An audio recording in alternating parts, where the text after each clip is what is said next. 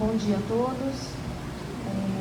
Gostaria de agradecer a presença de vocês aqui hoje para a nossa segunda audiência pública da revisão da Lei de Uso do Solo e do Perímetro Urbano.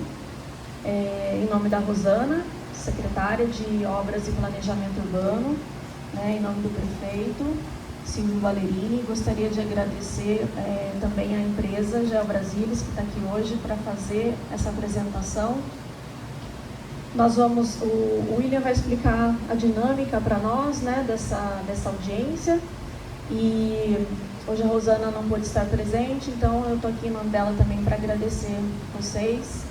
Espero que a nossa reunião seja bem proveitosa e obrigada. Obrigado, Bárbara.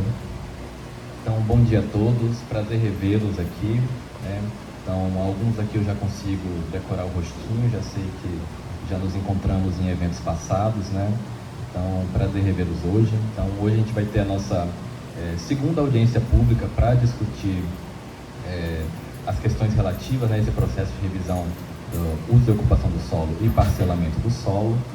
Então, a ideia de hoje é tratar da leitura, como a gente está na segunda etapa, como eu vou explicar daqui a pouquinho, é tratar da leitura técnica. Então a gente vai fazer um apanhado do que foi discutido tecnicamente para apresentar para vocês. Então, a gente vai ter uma primeira fala de abertura em informes iniciais, depois a gente vai ter uma apresentação que a gente está colocando aí provavelmente uns 85 minutos, Então, é um conteúdo que é denso, Então, os técnicos da prefeitura que estiveram presentes na última reunião que a gente realizou, vai ser praticamente o mesmo conteúdo que a gente apresentou para vocês, Só que agora com a oportunidade de apresentar esse conteúdo para a população. Então a gente vai ter depois um momento de manifestação e contribuições. E por fim, a gente vai trazer uma resposta técnica para isso, que for de responsabilidade da consultoria, Caso seja alguma demanda específica da prefeitura, a gente vê se é algum dos técnicos da prefeitura que pode solucionar também, ok? Então, para uma audiência produtiva, a gente pede para vocês ouvirem a apresentação. Como eu disse, é um conteúdo denso, tem bastante detalhe colocado aí. E depois desse momento de apresentação, haverá esse momento de fala, então não se preocupem, o momento de fala será respeitado, vocês vão ter a oportunidade de fazer contribuições, respeitar o tempo e a fala dos presentes quando o outro estiver falando, não interromper a fala do outro. E a gente pede aí a gentileza de colocar o celular no modo silencioso. Para quem não quiser falar diretamente aqui na audiência, a gente está deixando também um formuláriozinho de contribuição. Vocês podem procurar a Carol, que está ali atrás, só procurarem a Carol que ela vai indicar para vocês, dar o formulário para vocês contribuírem. Então, para quem não participou dos outros eventos públicos, a gente vai fazer um breve apanhado do que é esse contrato, de quem é a empresa que foi contratada para participar desse processo de revisão. Então, eu sou o William, eu sou dessa empresa GeoBrasília, estou acompanhado da doutora Carol também. Então, somos uma empresa de mais de 25 anos de existência que está trabalhando com diversos municípios no âmbito do planejamento territorial, também trabalhando com entes privados, Mas temos uma atuação muito consolidada aqui no estado de São Paulo, mas percebam aí que também atuamos em muitos outros estados do Brasil. Então, toda essa bagagem nos possibilitou ser essa parceira, vencer esse processo licitatório e ser essa parceira que a prefeitura precisa para dar o apoio técnico nesse processo de revisão. E o objetivo desse contrato, como a Bárbara já explicou, é elaborar essa lei de parcelamento, ocupação e uso do solo, que atualmente está pela Lei Ordinária 1963 de 92, e revisar a Lei Complementar que delimita o perímetro urbano, que está atualmente na Lei Complementar 181 de 2014. E como eu disse, a GeoBrasília foi contratada dentro do edital de licitação, o 7 de 2024, que resultou no atual contrato 91 de 2025. Então, explicando um pouquinho do que são essas legislações, eu sei que alguns de vocês já passaram por várias explicações como essa, mas pode ser que existam pessoas que estão vindo aqui pela primeira vez, não sabem muito bem o que significa isso. Então, uma lei de parcelamento, ocupação e uso do solo, vai ser o instrumento de ordenamento territorial. Então ele vai estabelecer parâmetros para a ocupação e vai classificar quais são os usos permitidos dentro de cada porção da área urbana. Como eu disse, isso está colocado na Lei 1963 de 92 e as questões que envolvem o parcelamento do solo estão colocadas dentro do Código de Obras, que é a Lei 1964, que também está em processo de revisão, não pela GeoBrasília, né, mas a Prefeitura também está tocando esse processo de revisão do Código de Obras. Então, o que essa lei vai trazer? Vai definir quais são as atividades que você pode fazer no seu lote, quais são as regras que você tem que respeitar para poder construir no seu lote, né? O quanto que a minha edificação tem que se afastar do limite do terreno, qual que é a altura máxima da minha edificação e qual é a metragem mínima para eu parcelar o meu solo, ou seja, para eu dividir, pegar meu terreno, que é grandão, e fazer lotes menores para poder, assim, vendê-los, né? E para cada um poder fazer a sua casinha ali. Então isso a gente chama de parcelamento. Então existem uma série de regras para o parcelamento do solo. Uma delas é o tamanho mínimo que o seu lote deve ter e outros requisitos de infraestrutura que são necessários, e isso também está colocado a ser obedecido, né? E tudo isso está definido conforme o zoneamento. Então, para cada área, para cada parte da cidade, vai existir uma regrinha específica de como se deve utilizar, de como se deve ocupar e de como se deve parcelar. A lei do perímetro urbano, ela visa fazer essa divisão entre o que é a área urbana e o que é a área rural. Então, ela possibilita, né, identificar quais são essas áreas permitidas para o parcelamento do solo para fins urbanos, ou seja, eu quero fazer um loteamento, o loteamento tem que estar dentro do perímetro urbano, não pode fazer loteamento fora do perímetro urbano. Ele vai orientar os investimentos públicos para a dotação de infraestrutura e implantação de serviços comunitários, porque, obviamente, a principal infraestrutura é implantada dentro da área do perímetro urbano. Vai definir também as questões relacionadas ao IPTU, né? Então, os imóveis que estão dentro do perímetro urbano são passíveis de serem cobrados o imposto predial territorial urbano. E também vai definir qual que é a área em que podem ser aplicados os instrumentos previstos no Estatuto da Cidade, que é uma lei federal, que ele delimita uma série de instrumentos, uma série de mecanismos que o município pode utilizar para fazer valer o planejamento necessário e as questões em cumprimento da função social da propriedade, né? Ou seja, os mecanismos que podem ser utilizados para que o seu imóvel seja utilizado, ele tem uma função relevante dentro do perímetro urbano, ok? Então, como eu disse, isso atualmente está colocado dentro da Lei 181 de 2014. Então, só explicando também como é que são as equipes envolvidas, né? Como eu disse, eu e a Carol somos da GeoBrasília, né? Então, a gente é da equipe técnica da consultoria, mas a gente tem uma equipe técnica municipal que é formada por representantes da prefeitura, e a gente tem uma comissão multidisciplinar de uso e ocupação do solo, que aí vai agregar representantes da sociedade civil também. Então, essas três equipes trabalham em conjunto para que esse processo de revisão seja o mais coeso possível. Esse processo é dividido em 4 etapas. A primeira etapa do planejamento básico, a abertura oficial, foi a etapa que nós entregamos para a prefeitura um relatório com todo o planejamento, todas as atividades, qual seria a metodologia que seria desenvolvida durante esse processo de revisão. Estamos agora na leitura técnico-comunitária, que é a segunda etapa, que é a etapa que a gente vai trabalhar em entender o município, ou seja, a gente vai juntar os dados técnicos, tudo que a gente pode pegar de bases consolidadas, trazer isso de maneira sucinta no relatório e depois compartilhar esse conhecimento com a população para colher a opinião popular e também ter esse processo participativo que vocês informem para a gente coisas que poderiam ser complementadas.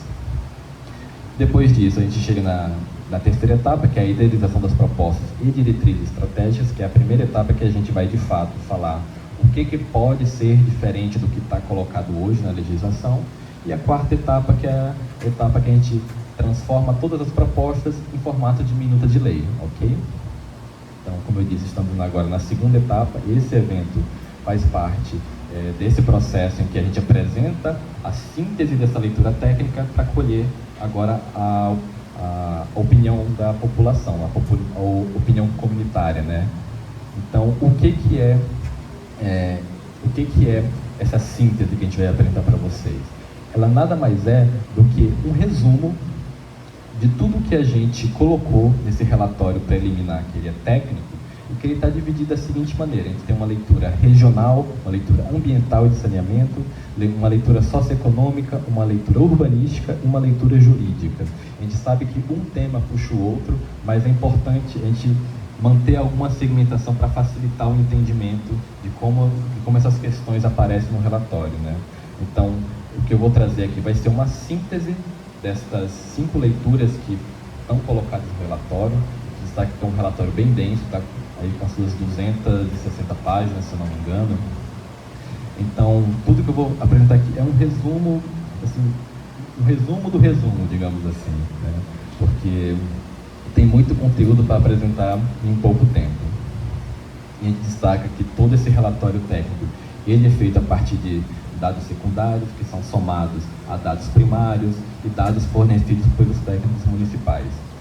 Então, a gente faz um destaque que são várias fontes de dados utilizadas para consolidar esse material. Então, tivemos uma equipe multidisciplinar trabalhando nele. Então, tivemos arquitetos urbanistas, tivemos economistas, tivemos engenheiros ambientais, todos se debruçando para trazer os principais dados, as principais questões técnicas que possibilitam a gente compreender o município de Lorena.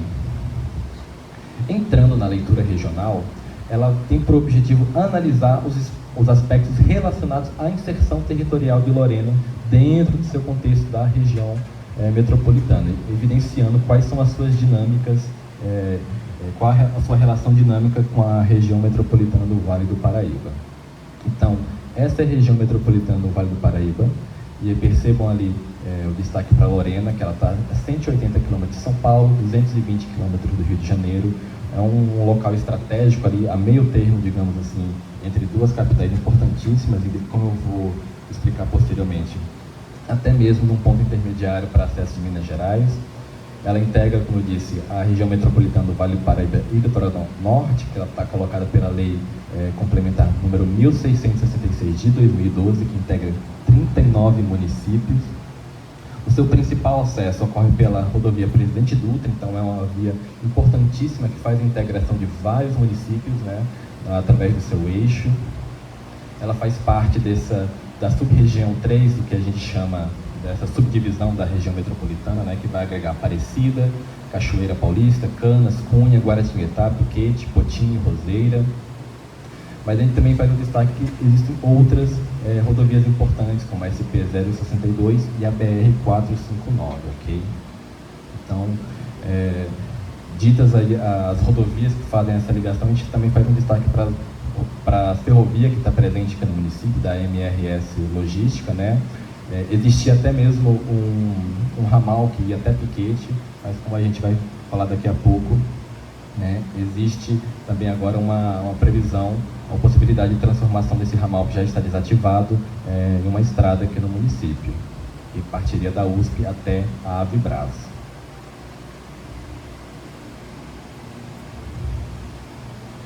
Então, voltando agora da questão da localização, da dinâmica existente entre Lorena e esses municípios lindeiros, a gente destaca muito a possibilidade de conurbação existente entre os seus municípios limítrofes, né?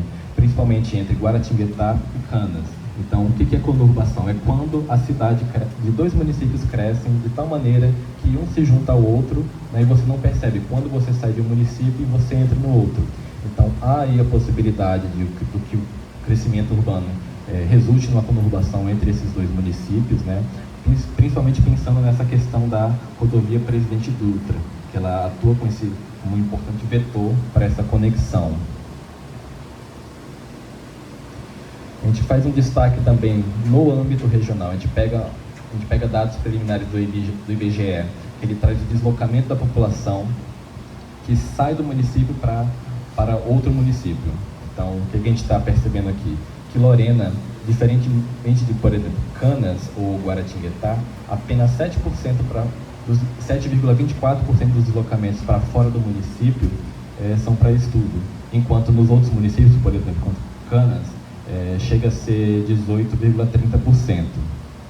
Em relação ao deslocamento da população para trabalho em outro município, a gente percebe mais uma vez que Lorena tem uma posição muito melhor do que Canas, por exemplo. Apenas 19% da população sai do município para acessar trabalho em outro município, né? Mas ainda assim é uma condição diferente, por exemplo, mas ainda assim próxima de Guaratinguetá, que 14% fazem esse trajeto. Então, a gente destaca que Lorena é um importante polo educacional, por isso a pouca saída do município para acesso à educação em outros municípios lindeiros, né? Então, a gente destaca aqui também esses dados aqui. O IBGE não soltou quais são os destinos, né? Apenas identificou se sai do município ou não, não indicou o destino, mas é interessante para a gente entender como funciona essa dinâmica de deslocamento regional aqui. No que tange a esse tempo de deslocamento das pessoas que trabalham fora, né?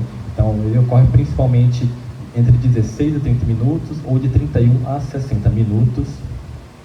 E o tipo de deslocamento ele é feito principalmente com automóveis, táxis, caminhonetes, ou seja, veículos particulares, e depois é seguido pelo uso do ônibus. Então, isso significa que a utilização ou seja, se tem mais gente utilizando o carro e menos ônibus, significa que pode haver aí algum gargalo no transporte intermunicipal que não está atendendo de maneira eficiente a população. Entrando nas questões da leitura ambiental e de saneamento, ela tem por objetivo compreender os principais condicionantes ambientais, as condições do serviço de saneamento que interferem na ocupação do solo, na qualidade ambiental e na resiliência do município frente às pressões de crescimento urbano e às mudanças climáticas. Nesse sentido, a gente já começa tratando do clima, que ele é subtropical úmido, com verões quentes e chuvosos, invernos secos e mais frios, com temperatura média de 20 graus Celsius. O município conta com a estação pluviométrica operada pelo DAE, que é o atual SP Águas.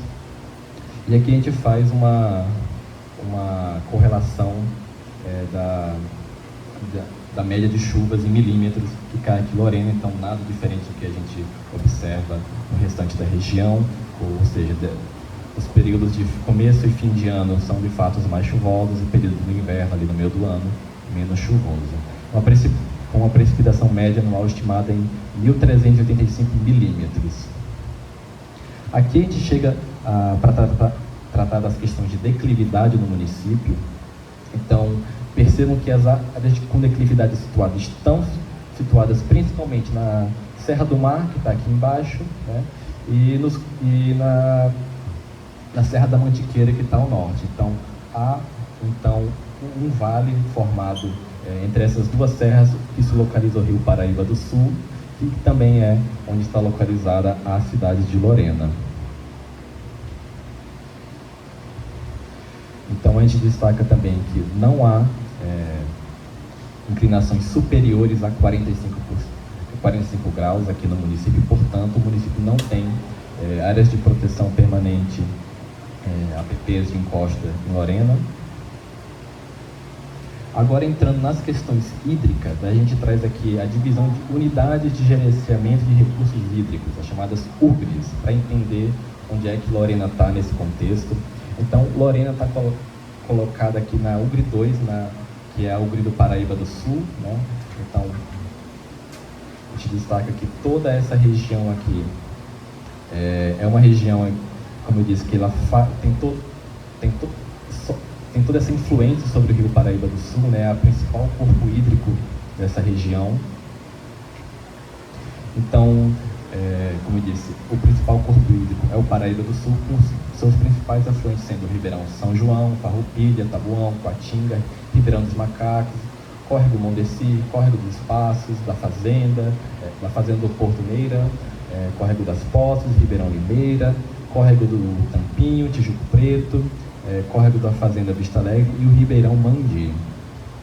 E dentre esses corpos hídricos, a gente faz um destaque para os corpos hídricos do Córrego das Poças e o Ribeirão Fortaleza, ambos utilizados como manancial superficial para abastecimento público do município, ok? Entrando aqui no nosso mapa de recursos hídricos, vocês vão ver que ao longo da apresentação vou passar por muitos mapas que foram elaborados, né? Então temos uma lista aí de quase 30 mapas, se eu não me engano, que foram elaborados. Então, quando esse material for disponibilizado no site da Prefeitura, vocês vão poder conferir de perto como é que isso foi realizado. Então, a gente tem um mapeamento dos recursos hídricos aqui no município. Então, a gente indica que cada bolinha amarela é uma APP de nascente, e a gente também tem as APPs de cursos d'água, né, de 30 ou 100 metros, no caso de 100 metros do Rio Paraíba.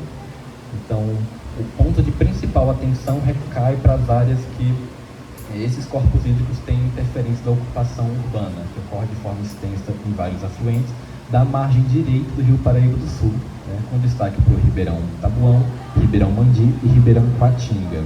Nesse sentido, a gente faz um destaque nessa área do município, que a gente exemplifica como é que é isso. Então, idealmente, essas áreas aqui não deveriam ser ocupadas. A gente tem um APP de nascente, outro APP de corpo hídrico ali, mas a gente sabe que a ocupação consolidada já interfere nesse traçado ideal que as APPs deveriam ter. Mas também nada de muito diferente do que a gente já vê em outros municípios paulistas e até mesmo no contexto do Brasil, em que os centros urbanos consolidados, isso é um fato comum, né? Agora, tratando das questões de cobertura vegetal, nós fazemos o principal destaque aqui, que, em primeiro lugar, que esse remanescente florestal ele corresponde a 19% do território e se faz mais presente nas regiões com maiores declividades. Então, lembremos daquele mapa anterior que a gente tratava das declividades, né? Aqui no sul, a porção da Serra do Mar, então, uma área menos propensa à ocupação, com inclinações mais altas, e aí que concentra as principais manchas verdes do município, né?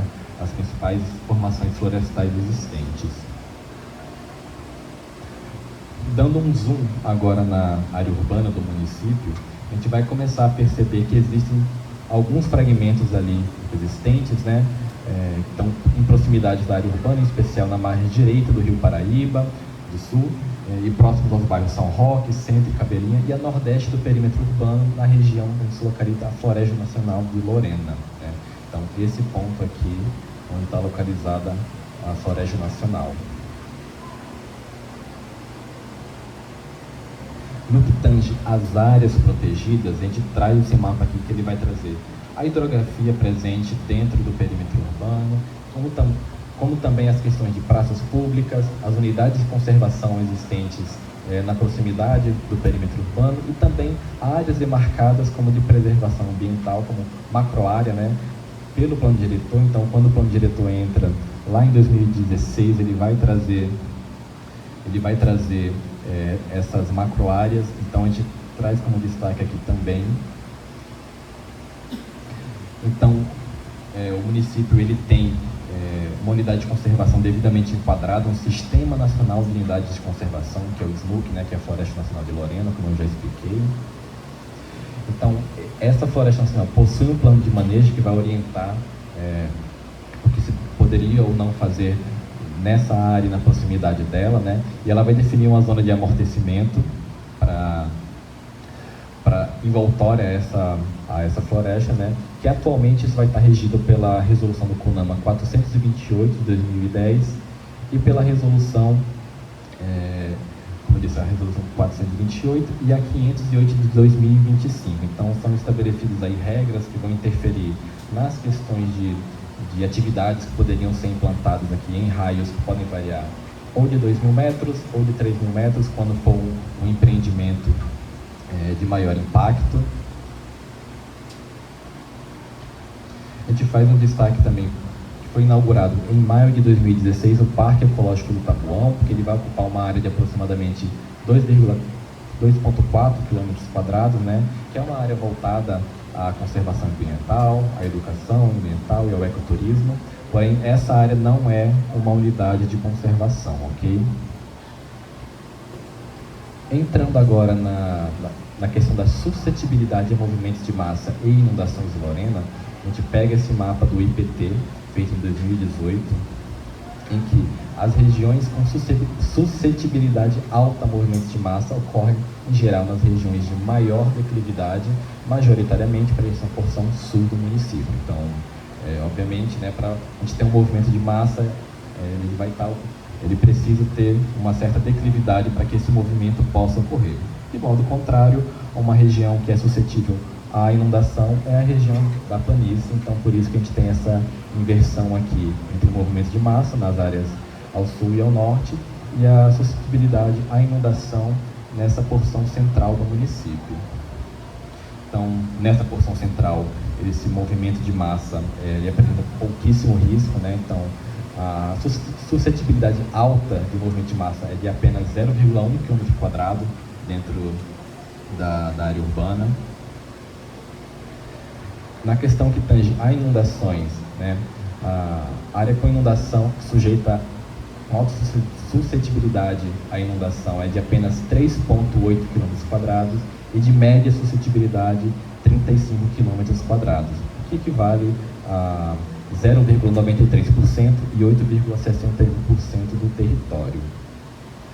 Então, especificamente na área urbanizada, os valores são de 0,25 km² ou 0,9% da área urbanizada para alta suscetibilidade e 4,87 km², que é 17% dessa área considerada com média suscetibilidade. Então, é uma região a gente pode falar assim, com pontos muito pequenos e bem localizados onde esses riscos poderiam existir. Então, o Plano Municipal de Redução de Riscos, feito em 2023, então, até que bem recente, né, listou como áreas vulneráveis de risco ao movimento de massa e inundações, que se nos seguintes bairros: a Vila Brito, Vila Nunes, Vila Geni, Santa de Virges, Vila Passos, Vila Zélia, Bairro da Cruz, Vila São Simão, Vila Cida. Então, importa notar que muitas dessas regiões são próximas aos ribeirões Mandi e Coatinga. Mas também fazemos um destaque que, conforme a gente conversou com os representantes da Defesa Civil, acho que até temos ali 2 representantes da Defesa Civil aqui também, depois da realização de obras aqui no município, essa questão diminuiu muito, então não existiram mais inundações aqui, então a gente destaca positivamente essa questão, pois houve um avanço considerável nesse tema. Entrando nas questões, continuando nas questões de áreas com restrição à ocupação, a gente nota-se que as porções de relevo mais acentuadas, localizadas no entorno imediato da sede, ao sul do perímetro urbano, configuram como áreas de atenção para o planejamento territorial, contudo, a presença de terrenos com inclinação natural superior a 30% é pouco significativa, o que não impõe restrições reais à expansão urbana. Então, percebam que as principais áreas com declividade já estão fora do perímetro urbano, né? Então, o perímetro urbano se consolida exatamente nessa porção dessa planície do Rio Paraíba do Sul. Entrando agora nas questões de saneamento, a prestação do serviço de abastecimento de água e esgoto no território de Lorena é feita pela Sabesp, né, com validade até 2037. O atendimento de água à sede do município é realizado por 4 sistemas de abastecimento operados pela Sabesp, né, que eles são o A, B, C e o D, em que o A e o D eles são independentes, enquanto o C e o B estão interligados, compartilhando os postos de captação. Então, no que tange à cobertura do atendimento da rede de abastecimento de água, a gente percebe aí que há um atendimento pleno na área urbana. A gente faz um destaque aqui, o que significa em 2018, 2019, 2021 era 100%, 23 é 99,1%. Na verdade, não significa que houve uma alteração da infraestrutura existente de abastecimento. A gente destaca que, na verdade, isso pode ser até uma questão do repasse de dados ao sistema da Finisa, né, que é federal. Então todos os municípios, todos os operadores desses sistemas de abastecimento de água, esgoto e resíduos sólidos, eles reportam dados ao sistema da Cinisa, então pode ser só uma pequena diferença nessa prestação do dado, ok? Isso é feito, no caso, pela Sabesp, que é quem opera a questão de água e esgoto aqui em Lorena, ok? Então, se a gente for ver esse mapa de abastecimento de água, vocês vão ver que a prestação, o atendimento essa distribuição de água pela rede geral, ela é acima de 90% na maior parte dessa área urbana consolidada. Depois, quando eu mostrar o mapa de densidade habitacional, vocês vão poder fazer uma correlação melhor. Então, onde a maioria da população reside, há o abastecimento de água presente, né? Então, a gente tem uma menor cobertura nessas áreas com um azul mais clarinho, né? No caso Vila Rica aqui, por exemplo, mas são áreas também menos habitadas, né? Então, como eu disse, vai ser um atendimento um pouco mais baixo nos bairros Novo Horizonte, Vila Rica e região lindeira ao leito do Rio Paraíba do Sul. Entrando agora na distribuição de água, tratando especificamente das perdas de distribuição. A gente percebe aí que desde 2013, né, que a gente tinha 41,72% de perda, o município tem conseguido diminuir as perdas de distribuição de água, hoje está em 31%, a gente destaca positivamente isso, porque há uma tendência geral de queda.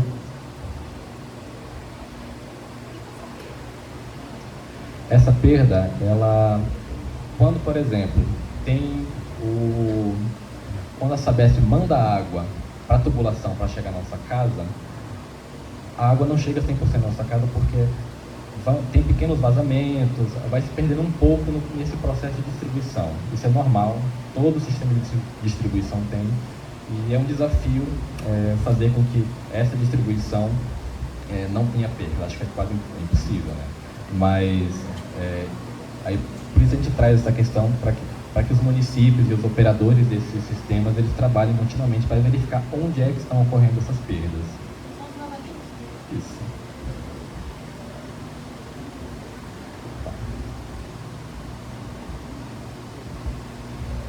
Entrando agora na questão de esgotamento sanitário, é um mapa muito parecido com o que a gente acabou de ver anteriormente no que tange ao abastecimento de água.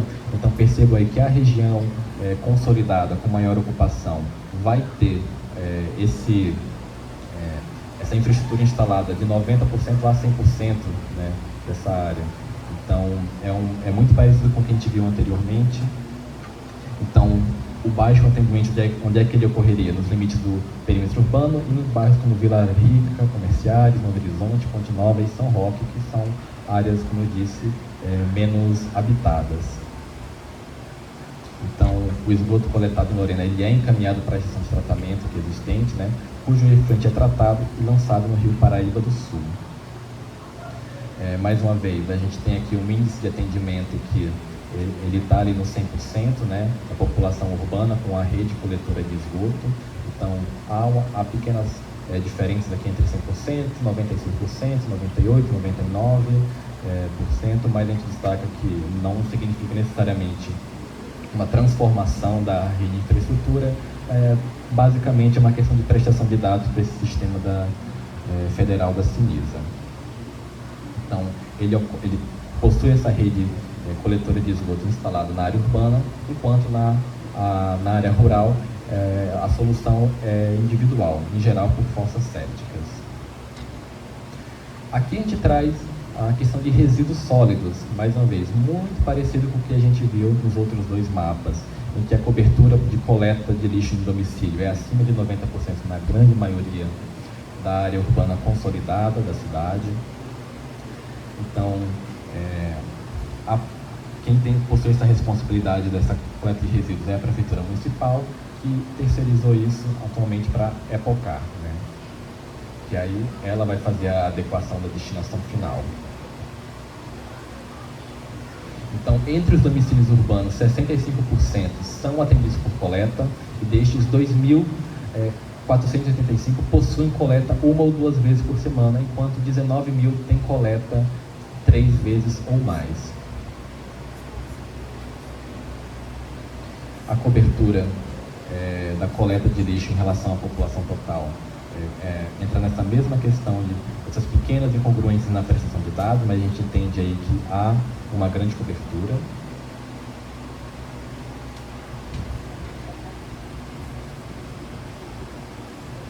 Proprietários de uma caminhonete e uma T-Cross que estacionaram aqui, ouvi dizer que houve algum problema, que não estão conseguindo sair porque os carros estão atrapalhando o estacionamento. Uma caminhonete branca.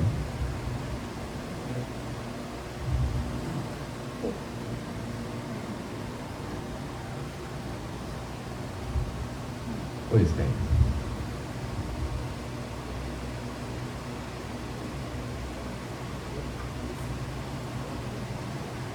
Então, entrando agora nas questões de cobertura da coleta seletiva, a gente tem aqui índices que até 2017 estavam em 100%, 99%, depois disso vai para 20%, depois, o último dado de 2023 a 21%. Então, essa diminuição da cobertura da coleta seletiva pode se dar, como eu disse, nessas incongruências no reporte das informações ao sistema do SINIS, da SINIS, e ao SINIS atualmente, não necessariamente numa regressão da cobertura de coleta seletiva no município, ok? Entrando agora nas questões de macrodrenagem, a gente faz um destaque que esse avanço da urbanização pode ampliar, ou melhor, tem ampliado significativamente as áreas impermeabilizadas, reduzindo a infiltração das águas pluviais, sobrecarregando a rede de micro e macrodrenagem. E para mitigar esses impactos, o município tem recebido ao longo das últimas décadas intervenções na infraestrutura voltadas ao controle e à regularização do escoamento, buscando equilibrar essa dinâmica natural da drenagem. Okay?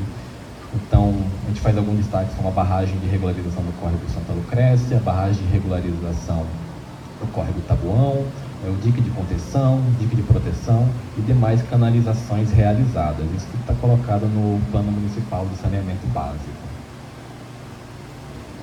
Então, a gente faz só um adendo, um destaque, que seria interessante que a Prefeitura tivesse um cadastro técnico de todas as estruturas que compõem esse sistema de microdrenagem para facilitar a compreensão, a configuração e o funcionamento delas. Mas, de acordo com dados do Censo de 22, em Lorena, 98% dos domicílios particulares permanentes ocupados estão em via pavimentada, enquanto 96% estão em via calçada ou passeio, e 65% estão em via com bueiro e boca de lobo no entorno. Então, se a gente tem 98% de vias particulares em via pavimentada e 65% em via com bueiro e boca de lobo, a gente nota aí um descompasso nessa infraestrutura instalada, que, conforme a gente conversando com a Prefeitura, eles destacaram que ela é primariamente superficial. Então, é um escoamento que é feito de maneira superficial aqui em Lorena. Então, esses dados aqui eles vão detalhar um pouco mais disso que eu já acabei comentando. Primeiro, essa série histórica dessas parcelas de vias públicas pavimentadas na área urbana, e depois aqui embaixo a gente tem as vias com redes de águas pluviais instaladas na área urbana. Então, há uma correlação ali entre as duas. Então, enquanto a primeira sempre está em torno de 90%, 91%, 92% das vias, a porcentagem de vias com boca de lobo, com essa infraestrutura implantada, fica ali em 33%. Então, essa disparidade entre taxa de cobertura de pavimentação e taxa de cobertura em redes e canais pluviais sugere que, embora a pavimentação esteja amplamente consolidada, essa infraestrutura de microdrenagem subterrânea tem sido historicamente pouco abrangente. Então, há aí um descompasso entre a impermeabilização das vias e a capacidade de escoamento delas. Então, é algo que merece atenção. Como eu disse, é algo que é feito de maneira superficial atualmente. Dito isso, agora a gente entra na leitura socioeconômica. Vou tentar passar um pouquinho mais rápido para terminar no tempo com vocês, mas ela visa apresentar os principais indicadores econômicos e sociais de Lorena, passando por dados como PIB, trabalho, perfil produtivo e indicadores de qualidade de vida. Então, no que tange ao perfil da população, Lorena possui 87 mil habitantes, segundo a IBGE, e é o 9º município mais populoso da região metropolitana do Vale do Paraíba. Então, em termos de taxa de urbanização, o município, a gente já pode entender o município como um município urbano, até porque a taxa de urbanização de Lorena é de 97% e é de 97% desde 2010. Né? Então, é um município que se consolidou urbano há muitas décadas. No que tange as pirâmides etárias existentes aqui em Lorena, a gente está notando um perfil de uma mudança dessa rápida transição demográfica. Né? Então, se em 2010, aqui em cima, a gente tinha uma base com mais jovens, aqui em 2022, agora a gente tem uma base com cada vez menos jovens e vai continuar assim, transformando esse perfil da população, que antigamente era mais jovem, para uma população mais velha e futuramente mais idosa. No que tange essa densidade demográfica, aqui entra o que eu comentei lá atrás sobre a distribuição das redes de infraestrutura de água, esgoto, sobre o atendimento disso.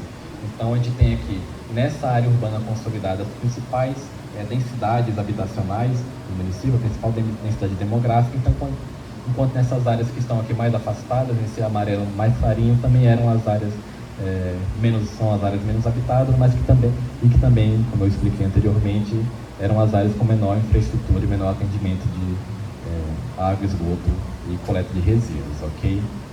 Então, quais os destaques que a gente faz para esse mapa? Opa, travou.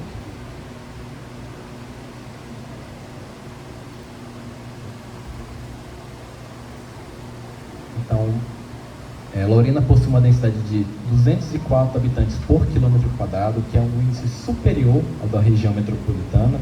Então, uma cidade mais densamente, a cidade mais densa do que outros municípios do entorno. As maiores densidades habitacionais estão concentradas em áreas periféricas da cidade, as quais têm a população de menor renda. Então, por exemplo, a gente usa muito o conceito de Unidade Territorial de Planejamento, UTP, que é um tipo de divisão que é utilizado pela prefeitura para compreender a cidade, né? Mas seria algo próximo do que a gente tem como bairros, né? Então, no Parque Secap e nos comerciais, há uma densidade habitacional que está ali superior à casa dos 15 mil habitantes por quilômetro quadrado, enquanto no centro e na Vila Ipacaré a gente tem 2 mil habitantes por quilômetro quadrado. Então, é algo interessante de pontuar nesse diagnóstico. Então, maiores densidades habitacionais localizadas em regiões periféricas.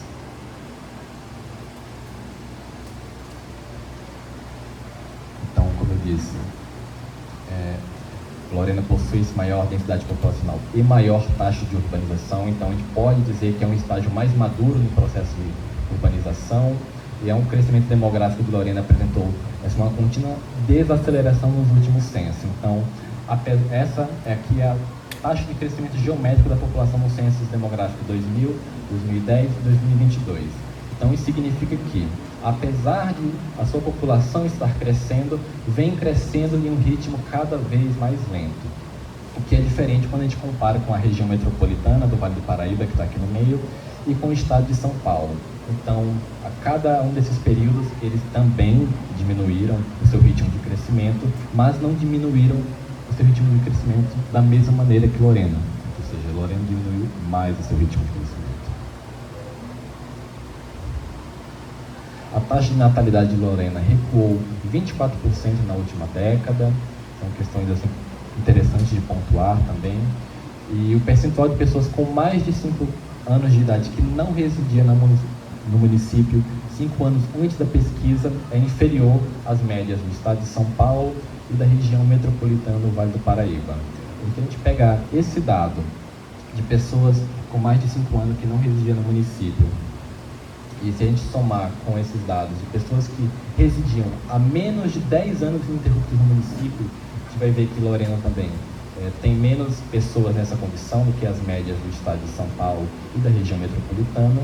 Então, isso vai acarretar que há um saldo migratório inferior ocorrendo aqui no município. Então, menos pessoas estão vindo morar em Lorena e mais pessoas estão saindo, por diversas questões. Então, o saldo migratório vegetativo de Lorena é negativo nesse sentido. E só um ponto interessante, então, é negativo com uma perda anual média de 250 habitantes que migraram para outros municípios a cada ano. Entrando nas questões sobre os domicílios, no censo de 2022, ele colocou 35.110 domicílios, dos quais 85% eram particulares e estavam ocupados, com uma taxa de ocupação superior à média do estado, que é de 82%.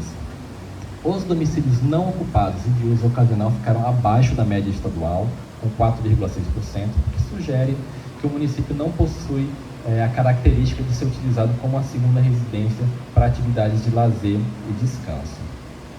E o número de domicílios particulares cresceu 39%, ganhando 10 mil novas unidades, enquanto a alta no estado de São Paulo chegou a 52%, ou seja, cresce o número de domicílios, mas cresce a taxas menores do que demais locais do estado de São Paulo. Então, a gente traz aqui a nossa tabelinha de domicílios particulares permanentes ocupados entre 2010 e 2022. Então, o tipo de domicílio ocupado que mais cresceu foi o de casa e de vila, de condomínio, com uma elevação de 370%. Contudo, este tipo de moradia representa apenas 0,9% do total do município. Então, como haviam poucas casas nessa modalidade, o crescimento que existiu já resultou em 360% de crescimento. Então, a gente tinha 55 em 2010, passamos para 259 em 2022. Se a gente olhar no total geral, é um número pequeno. Okay? Os apartamentos foram a tipologia que mais ganharam participação, passando de 3,9% para 6,6% da porcentagem total. E as casas formam a maioria dos edifícios, a maioria dos domicílios de Lorena, com participação de 92%, e tiveram uma alta de 15% no período, que é 3.780 unidades, que ganhou nesse período 2010 e 2022. Daqui a pouco a gente vai trazer as questões desse perfil, de como é que o perfil de ocupação de Lorena, isso também pode ficar um pouquinho mais evidente. Então, no que tange às projeções de crescimento populacional, a gente traz a projeção feita pela Fundação SEAD, que é um órgão estadual, né? Então, está colocado para Lorena um crescimento que tende a uma certa estabilidade. Então, percebam aí, se 2025 tem aqui 88 mil pessoas colocadas aqui pela Fundação SEAD, o pico disso seria em 2045, com 90 mil pessoas.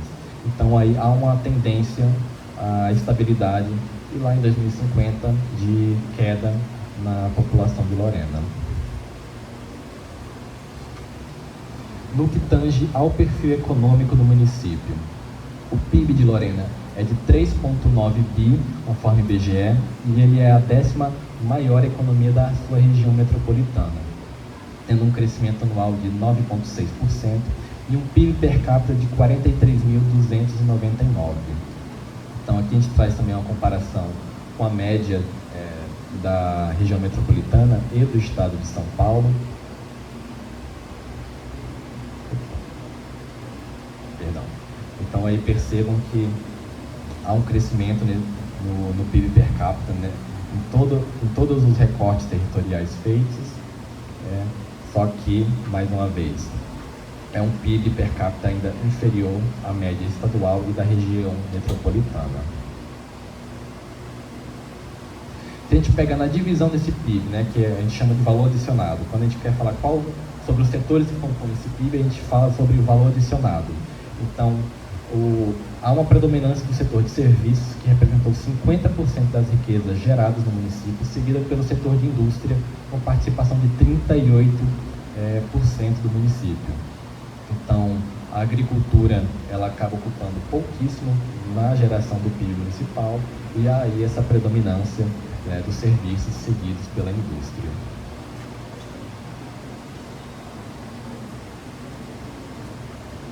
Então, aqui Aqui a gente traz a participação no emprego formal desses setores e a participação na massa salarial.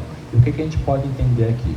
Por exemplo, a indústria, ela é apenas 33% dos empregos gerados aqui no município. Porém, a sua participação na massa salarial é de 49%, quase metade. Então, isso significa que é um setor que tem um setor que paga melhor também, né? Então, são pontos interessantes a se pensar. Aqui a gente faz apenas uma comparação para ver como é que o IBGE trouxe a localização das atividades que a gente indicou recentemente, só que o IBGE ele só faz uma divisão entre atividades agrícolas e atividades não agrícolas. Então, considerando o perímetro urbano, a gente vê que ainda existem nas regiões mais afastadas pequenas atividades agrícolas instaladas, né? Mas a gente vai ver que o grosso delas vai estar realmente fora do perímetro urbano. E, por outro lado, atividades não agrícolas, como se espera, estão com maior contundência dentro da área urbana consolidada. A gente vai trazer um pouquinho mais disso nos próximos slides, mas percebam aí como há essa concentração em pouquíssima concentração fora dessa região principal aqui. Entrando agora na questão da leitura urbanística, agora a gente vai entrar de fato na leitura da cidade em si, né?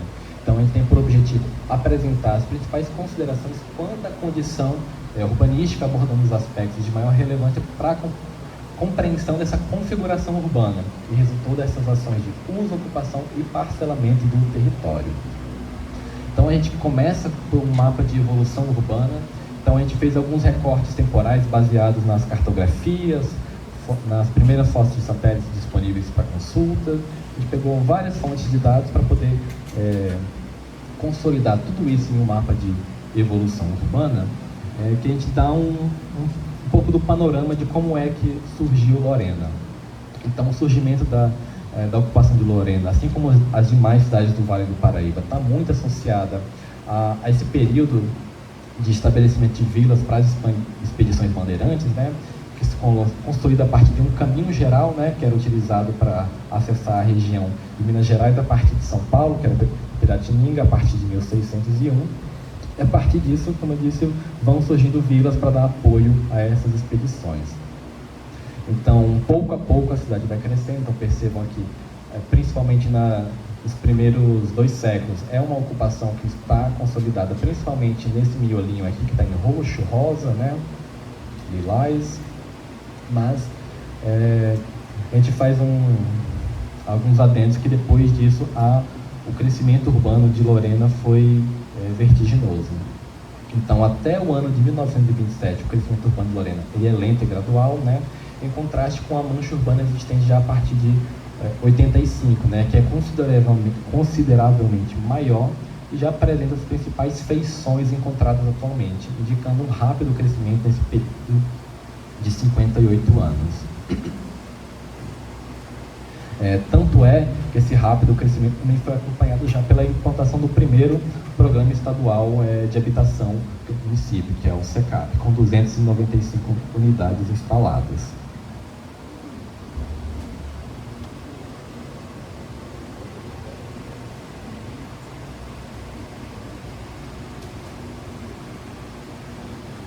Então, a partir de 85, esse crescimento urbano é marcado tanto por pequenos avanços a partir dessa mancha principal consolidada, quanto pela multiplicação de empreendimentos industriais e habitacionais desconexos da mancha urbana consolidada. Então, aquilo que era uma mancha urbana consolidada aqui no centro vai começando a se fragmentar em várias ocupações desconectas dessa mancha principal. Então, como eu disse, esse gráfico mostra o quanto de área foi crescendo a mancha urbana do município. Então, percebam que há realmente aí um rápido crescimento no século passado.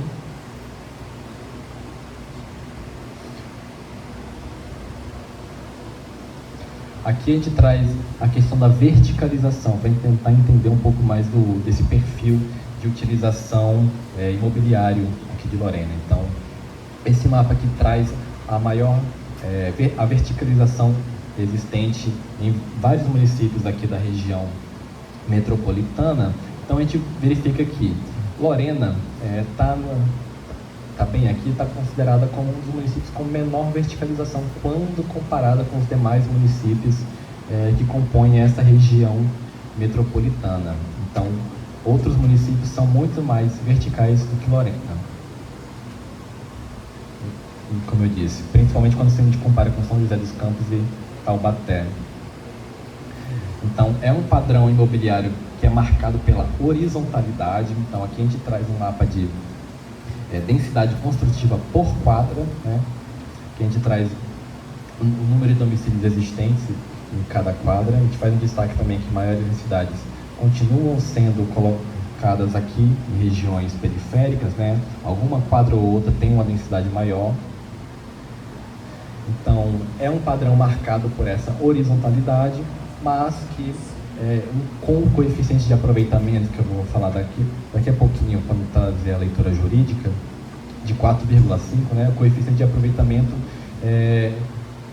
digamos assim, quantas vezes eu posso construir a área do meu terreno. Então, se meu terreno tem 300 metros quadrados, se o coeficiente, por exemplo, fosse de 1, eu poderia construir uma edificação de 300 metros quadrados. Como o coeficiente de aproveitamento é 4,5 para a cidade inteira, isso possibilita que exista esse surgimento de edifícios verticais.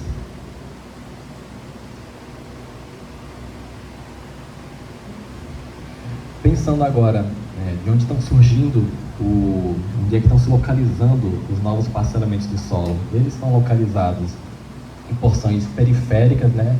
E também ocupando alguns locais não ocupados dentro do interior da mancha urbana consolidada, né? São poucos os existentes. Então, segundo os dados do GRAPROAB, que é o órgão estadual que aprova os parcelamentos de solo, os loteamentos aprovados nos últimos anos se afastam dos padrões mais populares, né? Então vão ter um tamanho médio de 380 metros quadrados.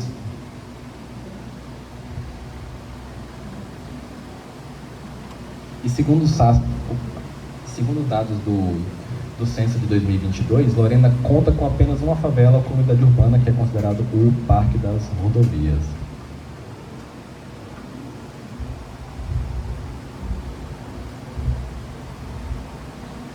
Então, o local conta com 336 domicílios, sendo 306 deles ocupados. E aqui a gente traz essa localização do Parque das Rodovias associados aos mapeamentos existentes da Prefeitura de núcleos urbanos com irregularidade. Então, para a Prefeitura existem mais locais com algum nível de irregularidade. Então, ela tem atuado desde 2021 em 6 núcleos urbanos informais, né, nesse processo de regularização fundiária. Então, tudo isso vai totalizar 445 lotes.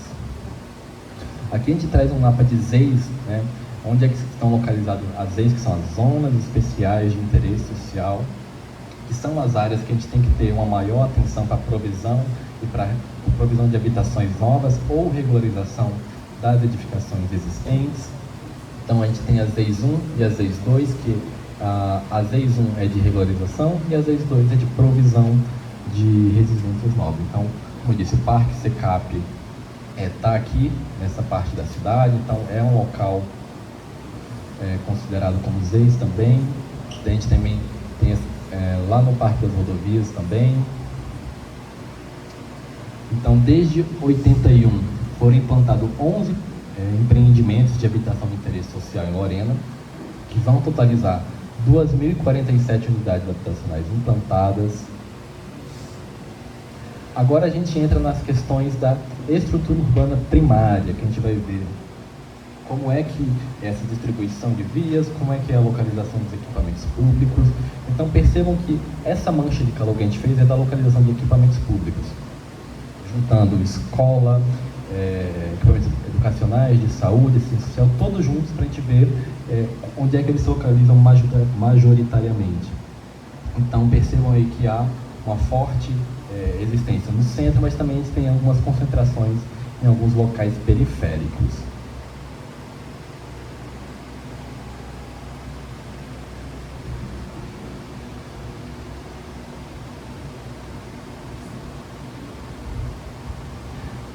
Adentrando em algumas questões específicas, primeiro a gente começa na distribuição dos equipamentos de educação pública.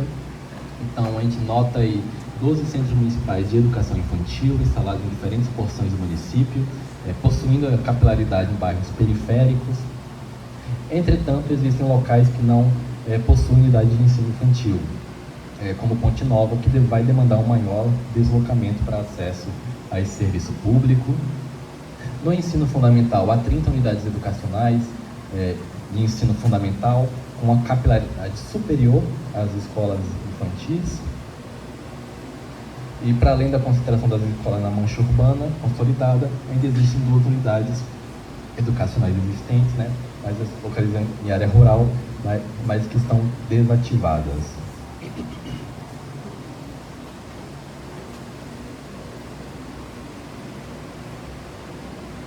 No ensino médio, a gente nota que existem 9 escolas estaduais de ensino médio em Lorena, e elas vão estar concentradas aí na porção central da cidade, né? Mas o que também é condizente com a oferta desse tipo de serviço, porque alunos de maiores idades podem percorrer maiores distâncias para acessar esse serviço. E também há oferta de ensino superior no município, seja ele de ensino superior quanto técnico. Entrando nas questões de saúde pública, há diversas unidades da saúde da família colocadas em Lorena. Então a gente destaca que a saúde da família são aquelas unidades voltadas a essa estratégia de saúde, de saúde da família, né? Então aquele pessoal que vai lá de casa em casa, vendo como é que se encontra os pacientes, né? Aqueles que não podem acessar os serviços de saúde por estarem acamados, ou acompanhando de casa em casa como é que está a saúde da família. Então, destaca-se que aquelas localizadas nos extremos norte e sul, como Ponte Nova e Novo Horizonte, estão colocadas também nessas porções extremas, né, que é interessante para a provisão desse tipo de serviço em locais mais afastados do centro consolidado. A gente tem 7 unidades básicas de saúde, né, 3 delas localizadas em área rural, possibilitando esse acesso também sem ter que fazer 100% de deslocamento até a cidade. E em relação às áreas, aquelas localizadas em área urbana, elas estão em um ponto intermediário entre os extremos periféricos e as áreas centrais consolidadas, né? Então é um meio termo ali que possibilita toda a população acessar. Há também a oferta de ambulatórios de especialidade, né? Então eles vão se localizar principalmente na região central de Lorena, até porque é um serviço mais específico, né?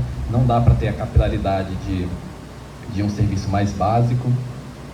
Há também serviços de urgência existentes, né? Com destaque o pronto-socorro municipal. Mas também há outros importantes no município, como a sede do SAMU, né? Uma base do SAMU. Também há um centro especializado em reabilitação, também localizado na Vila Simão. Entrando agora na questão dos equipamentos de assistência social, há 2 centros de referência de assistência social, que são os CRAS, né, localizados na Vila Pacaré e Vila Zélia, possibilitando o acesso desse serviço para as porções leste e oeste de Lorena, né, se a gente considerar o Rio Taboão como divisor. Então, por lado de cá tem um, por lado de lá tem o outro, que é interessante na oferta desse serviço.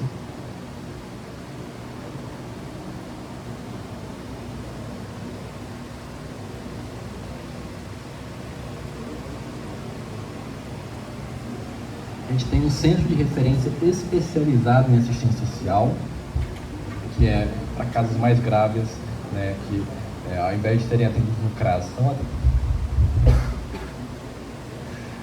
a garganta aqui já está falhando, né? Eles estão atendidos nesse centro de referência especializado, que são os CREAS, que tem um único equipamento existente em Lorena, e também há um centro de convivência do idoso, com a previsão de que outro seja inaugurado. Entrando agora na hierarquia viária, a gente traz aqui um mapa que pega a hierarquia viária colocada pelo plano diretor.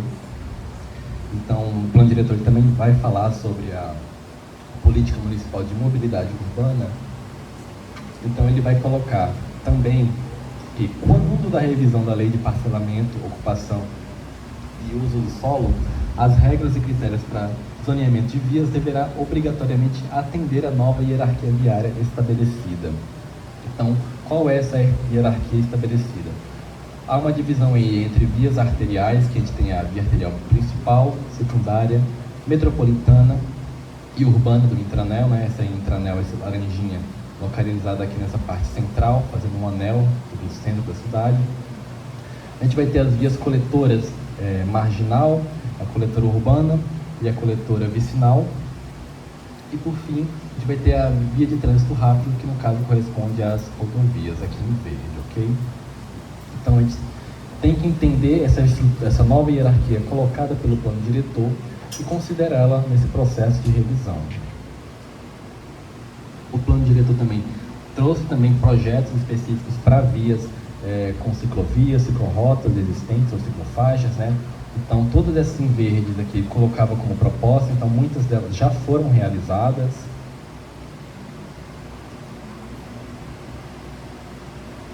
E também a gente faz algum adendo sobre os principais projetos, né, que foram pontuados pela equipe de mobilidade que seriam interessantes, né, para solucionar alguns gargalos dentro da cidade de Lorena.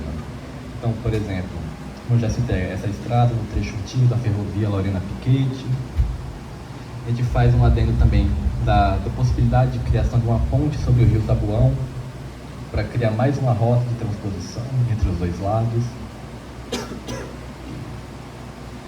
A possibilidade de criação de um estacionamento temporário em terrenos ociosos da rua Padre João, Reinaldo Lorena, né? Até pensando na questão da escola existente ali, que gera um tráfego muito pesado de veículos.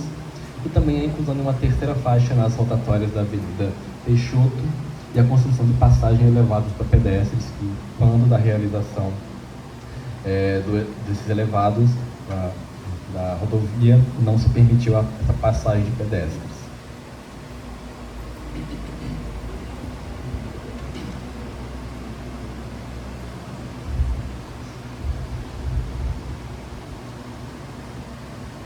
Dito isso, a gente entra nas questões de uso do solo, ou seja, como é que o solo está sendo utilizado aqui em Lorena. Então a gente traz esse mapa que ele vem do mapa biomas, né? Então ele vai trazer para a gente como é que está sendo utilizado da seguinte maneira. Esse vermelho aqui é a área urbana consolidada, é onde tem a nossa ocupação, que a gente está aqui hoje, né?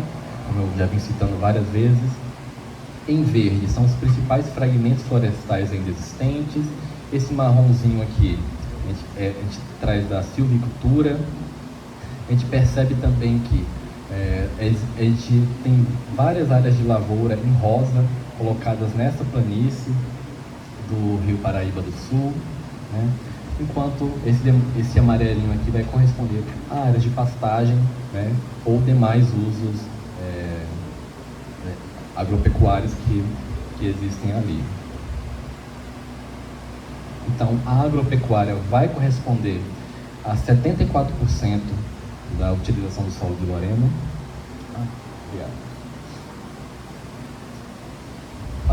A incidência de floresta ainda está colocada em 19%, a área não vegetada em 4%, e corpos d'água vão ocupar 0,5% da área de Lorena.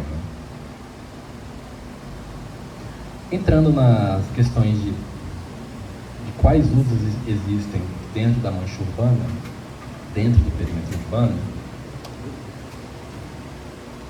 a gente primeiro apresenta esse mapa de uso residencial, que ele vai exibir a densidade de domicílios por quadra. Então, mais uma vez, que vai reforçar aquilo que eu já vim comentando em mapas anteriores, que há uma densidade que é bem distribuída, né, em várias vias, vários locais existem densidades maiores, porém, a gente faz destaque que porções periféricas, né, ainda assim possuem densidades maiores que algumas porções centrais.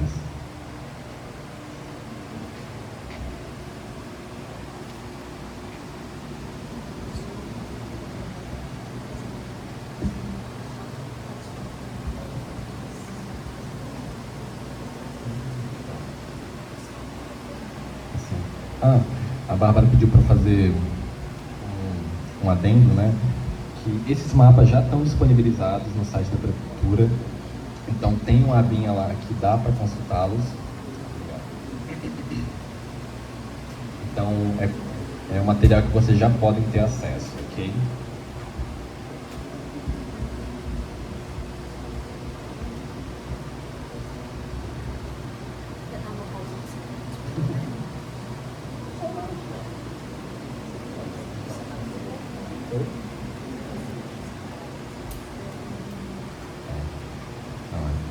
Mas enfim, vamos continuando, que com fé em Deus a garganta sobrevive até o final. Então, como eu disse, o uso residencial é a principal tipologia de uso urbano existente na cidade de Lorena.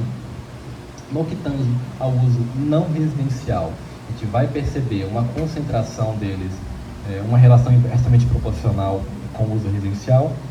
Em locais com mais residência, tinham também menos usos não residenciais.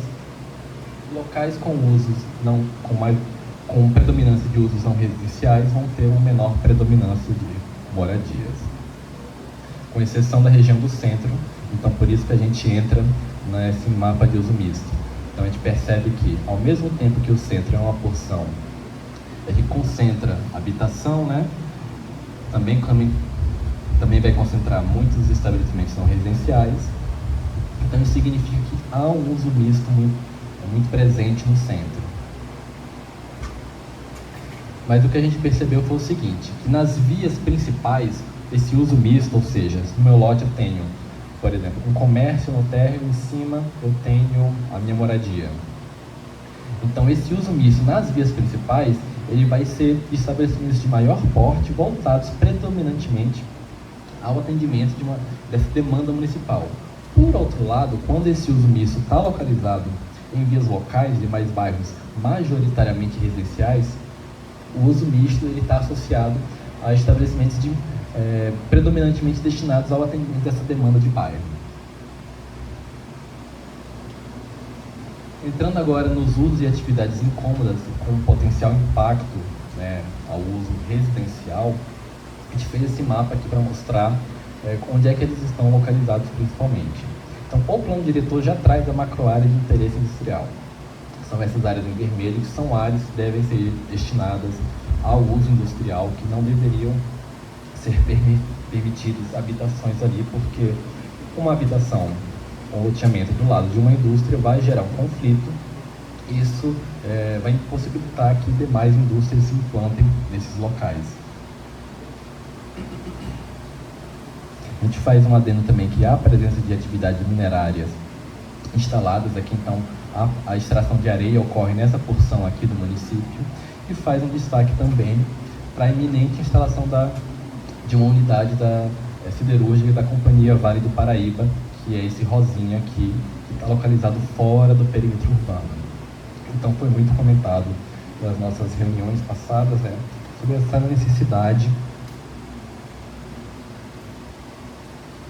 necessidade de ter áreas específicas para a implantação de indústrias, que seria importante para atrair e gerar empregos aqui no município.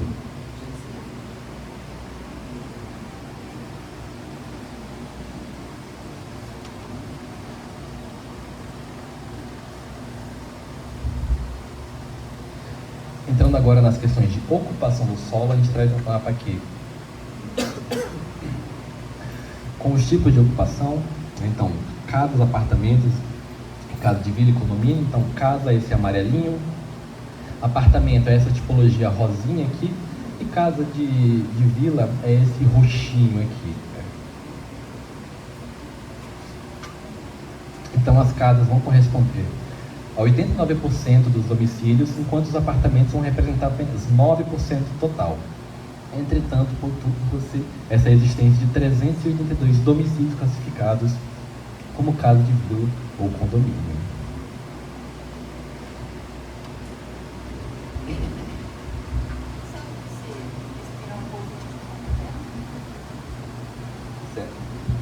Será?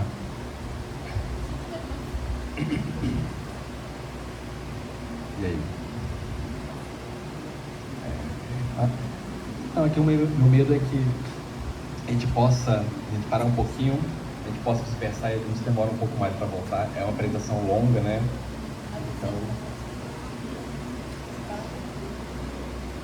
Então a gente vai tentando com o golinho de água aqui fazer essa apresentação, mas estamos chegando no fim.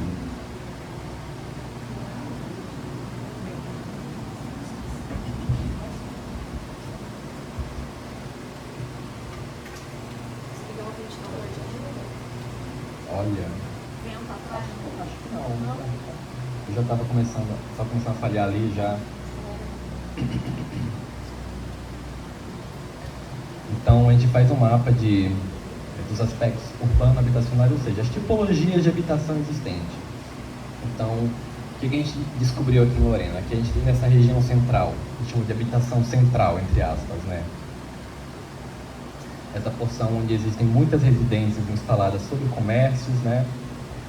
Então é uma tipologia existente nessa parte central do município. A habitação horizontal é a tipologia de uma edificação, uma casa por lote. E a gente faz um destaque para a habitação horizontal social, que é essa mesma habitação, mas de caráter social, né? A habitação vertical, são esses pontinhos vermelhos, né? Seguindo aqui esse eixo da Avenida Peixoto. A gente faz o destaque também para a habitação em favela, localizada nessa porção aqui, lá no Parque das Rodovias, né? Também a gente destaca em verde essa ocupação em chácaras, ok?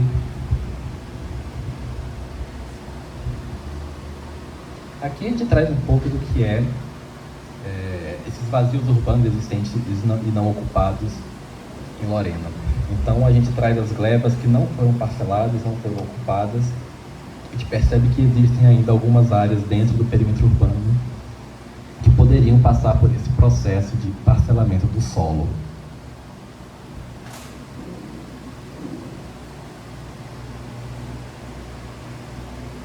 A gente tem uma classificação quanto ao tamanho delas, né? Então, minifúndio, pequena propriedade, média propriedade, a gente vê uma grande predominância de grandes propriedades ainda existentes. Dentro desse relatório também vai ter as questões do patrimônio municipal. Então, há 2 sítios arqueológicos pelo IPHAM e 3 bens arquitetônicos relevantes colocados pelo CONDEFAT. E a gente destaca também que o COMPAC, né, que é o órgão municipal destinado a tratar do patrimônio, ele também lista 33 locais de relevância municipal, ok? Último tema, estamos acabando. A gente vai tratar dessa leitura jurídica, né?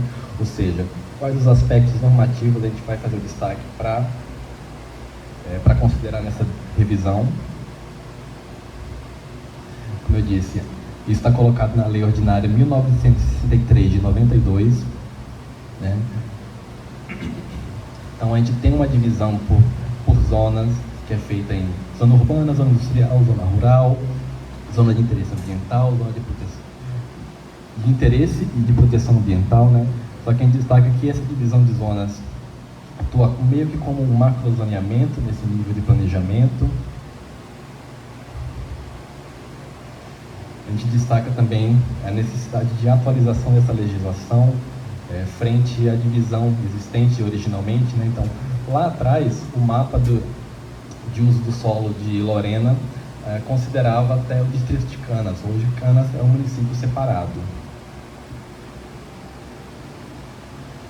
Para uso e ocupação do solo, o que se utiliza no município é a hierarquia viária, ou seja, há uma divisão entre via especial, via principal, via de distribuição e via de acesso, em que cada uma dessas vias vai ter uma regra do que pode ou não pode ser feito e de como você deve ocupar o seu lote. Então, a hierarquia viária é o nosso principal instrumento dentro dessa legislação.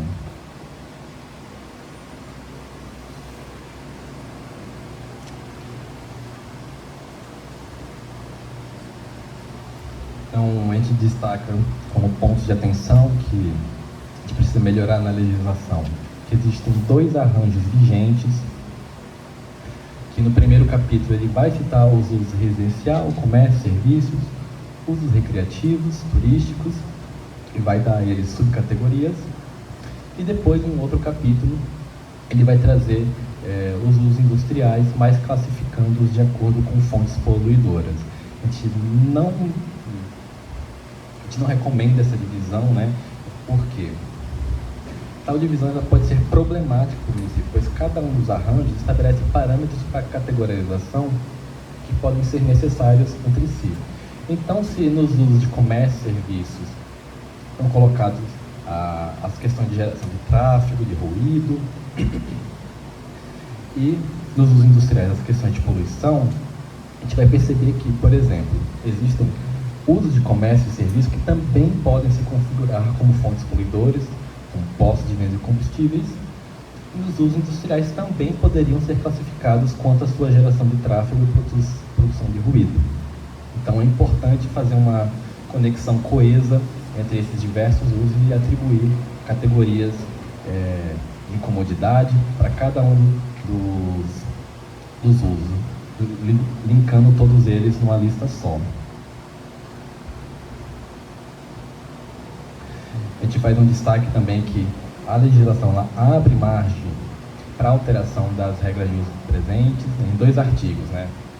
Que a gente acha também problemático, algo que poderia ser alterado na legislação. Então, o primeiro destaque que a gente faz é nesse artigo 11, em que fala: nas vias onde não se encontram previstas instalações institucionais públicas, estas poderão ser implantadas independentemente do uso permitido, quando se fizer necessário, desde que tenha concordância de 80% dos proprietários dos imóveis localizados no raio de 100 metros. E o segundo ponto é que a alteração de usos previstos na via somente poderá ser feita mediante concordância de 80% dos proprietários dos imóveis e da aprovação do Poder Executivo. A gente acha interessante alterar essas questões porque a alteração de zoneamento, de regras de uso e ocupação, ela demanda um processo que a gente está realizando aqui hoje, né? Porque mesmo, por exemplo, se 80% dos proprietários de uma rua decidirem que pode-se sim alterar o uso daqui, e querem instalar ali uma indústria, essa indústria vai ter um impacto no bairro como um todo, né? Então é importante que esse processo ocorra dessa maneira que a gente está fazendo aqui hoje, com audiência pública, né, com estudo técnico para isso. Então são esses destaques que a gente faz nesse quesito.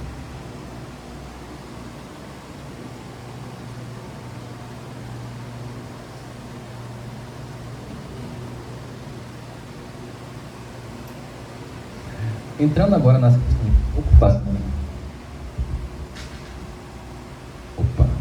Entrando nas questões de ocupação do solo, a gente pontua que existem alguns conflitos ali existentes que podem comprometer a aplicação da lei também. Então, por exemplo, a definição de recuo como distância entre o limite externo da projeção ortogonal da edificação e as divisas do lote, excluindo os beirais.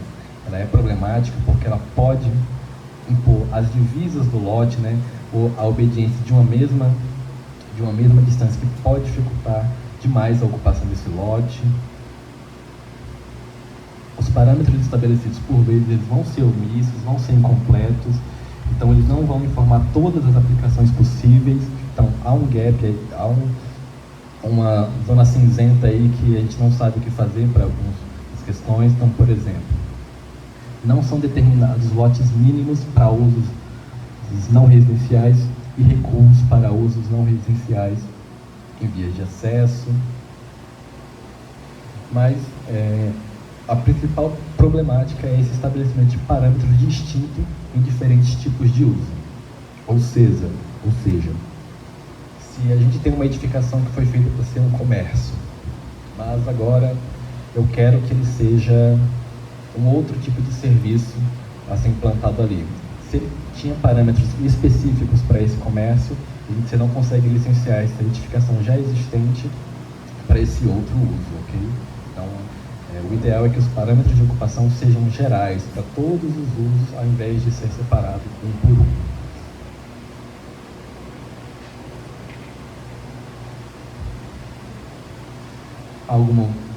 conflitos também existem sobre as APPs, né, que há um tamanho existente colocado na legislação que já não está em dissonância com o que está estabelecido na legislação federal. A gente faz aí, a gente entrando agora na questão do perímetro urbano, que a gente tinha a lei complementar número 24 de 2006, que foi alterada pela lei 181 de 2014, então que ele passou por alguns crescimentos, né, em algumas porções periféricas da cidade, desse perímetro, né. Então há essa área principal na rodovia Dutra, onde houve esse crescimento. Ao norte da Ponte Nova também houve um crescimento desse perímetro urbano. Ao norte do Parque das Rodovias também, em Vila Rica, comerciários. A gente faz esse destaque agora no Código de Obras, que é onde estão inseridas as questões de parcelamento.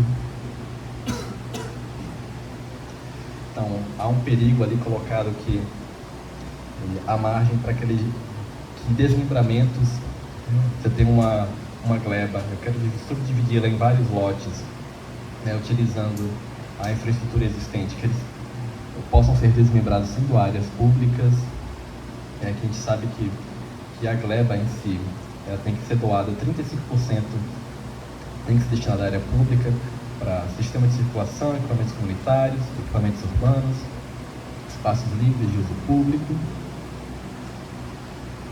Porém, essa divisão entre essas áreas públicas fica de 8,75% para cada um dos itens, que pode resultar numa distribuição não muito eficaz. Houve depois, mais recentemente, né, a promulgação do plano diretor em 2016, né, que é esse instrumento básico da política urbana do município. Então ele fez essa divisão entre macrozona urbana e macrozona rural e impôs essa necessidade que esse limite entre o rural e o urbano fique colocado na lei de perímetro urbano. Por isso temos que revisá-la. Ele também demarca algumas áreas específicas do município que são destinadas a algumas questões que têm que ser consideradas nesse processo de revisão. Então, ele está colocando macro-área de interesse industrial, preservação ambiental, redução de vulnerabilidade socioterritorial, área de interesse histórico, área prioritária para a urbanização e as zonas especiais de interesse social que eu já citei. E também vai trazer questões de eixos indutores de desenvolvimento urbano, né, que são esses grandes eixos, né, em vias principais, onde vai ter esse estímulo à promoção de edifícios de uso misto.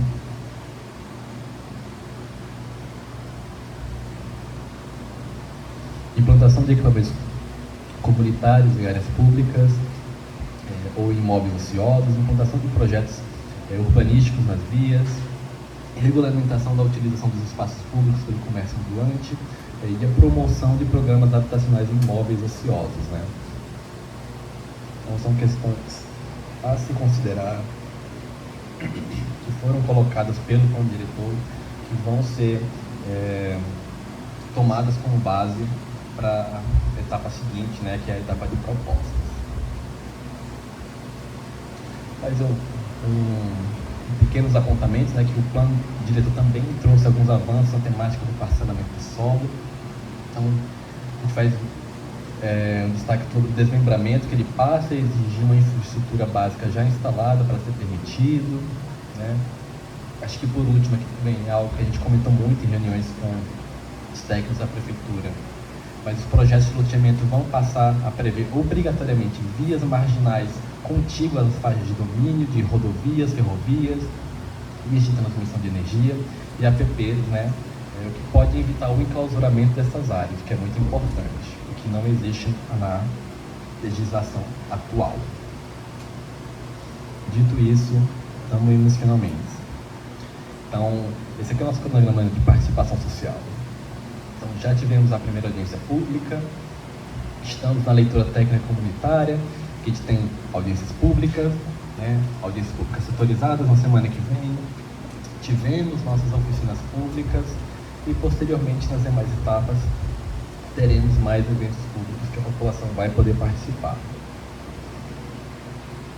Então, como eu disse, esses documentos, tudo que é produzido é disponibilizado no site da Prefeitura, onde vocês podem acessar por esse QR Code ou clicar nesse banner na homepage da Prefeitura, que vai te encaminhar para essa página com todas as informações e todos os materiais feitos. Dito isso, vocês podem se manifestar. E aí eu recebo a pausa necessária para descansar um pouquinho a garganta. Alguém deseja se inscrever para falar aqui? Manifestação via oral? Pode levantar a mão que eu vou levando a lista, tá? Gente, eu gostaria de lembrá-los que semana que vem a gente tem as audiências públicas setorizadas, no dia 9 na CIAL, né? É para a gente, junto com a indústria, comércio, é importante que a gente divulgue essas datas. Dia 10 vai ser na FATEA, para instituições de ensino, mas todas elas estão abertas à população de forma geral.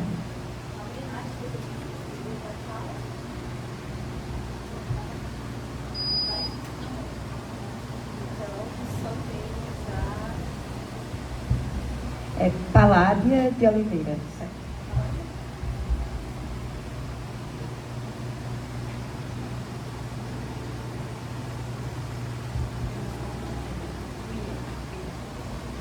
Bom dia, meu nome é Paládia, sou moradora aqui de Lorena.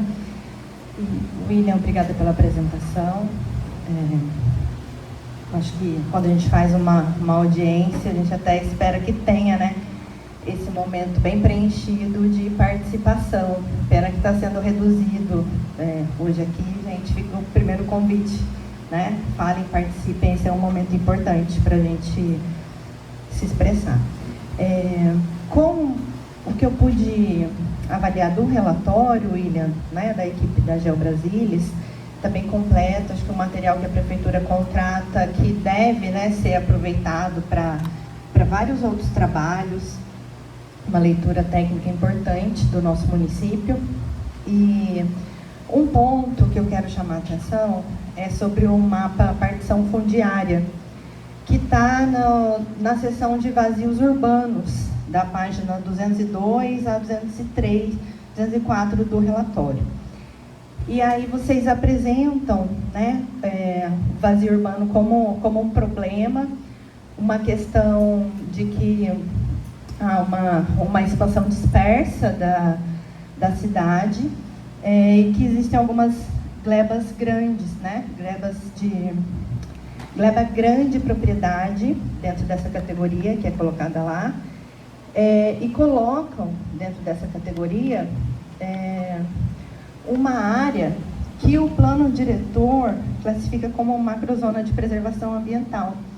E na medida que o relatório ele vai falar que essas seriam glebas disponíveis para ocupação e que não cumprem a função social da propriedade, isso nos leva a entender que temos que ocupar a macrozona de preservação ambiental, indo totalmente contra, né, o que seria a intenção de justamente estabelecer como de preservação.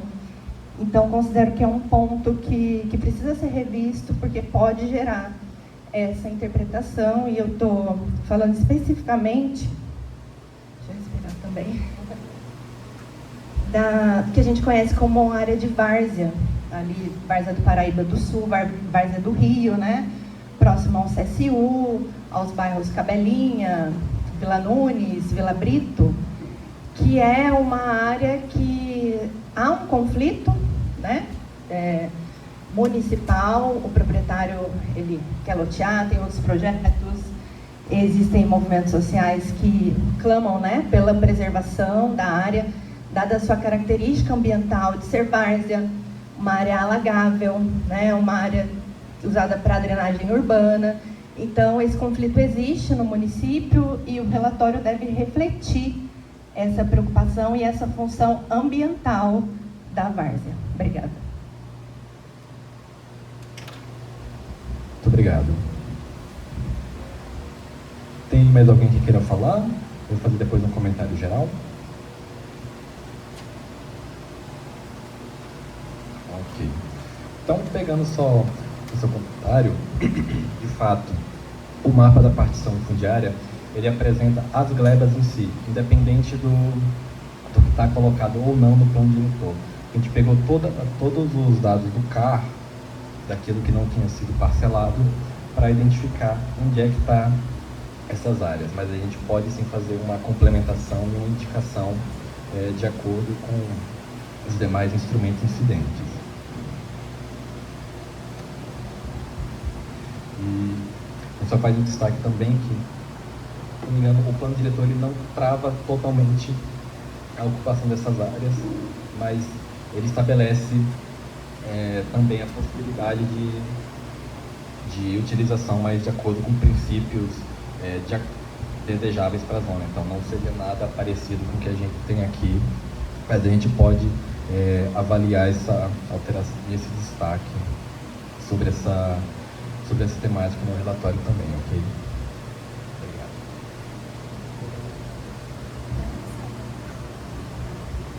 A nossa amiga Carol aqui, ela precisa saber se todos assinaram a lista, porque é importante para a gente saber quantas pessoas participaram.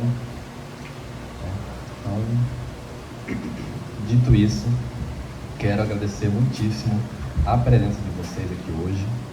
Quero me desculpar pela minha garganta, que hoje não foi das melhores, me deixou na mão na metade da apresentação, talvez por isso que tenha demorado um pouquinho mais.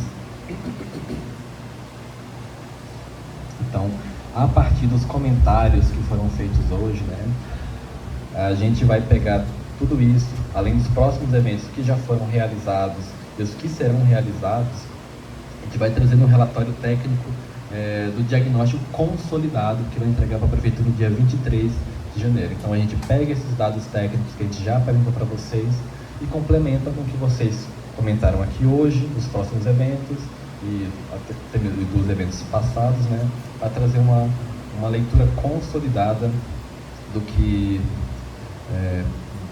dessa leitura do município, Então, uma visão geral do município, não só apenas com os dados técnicos, mas também considerando a opinião comunitária.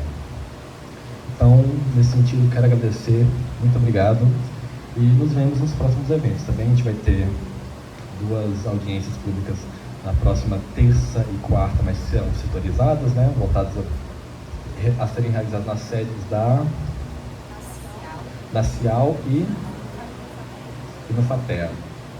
Então, estejam convidados também para debater essas questões lá. Ok? No mesmo horário de hoje, às 10. Então, muito obrigado, pessoal, e até a próxima, tá bom?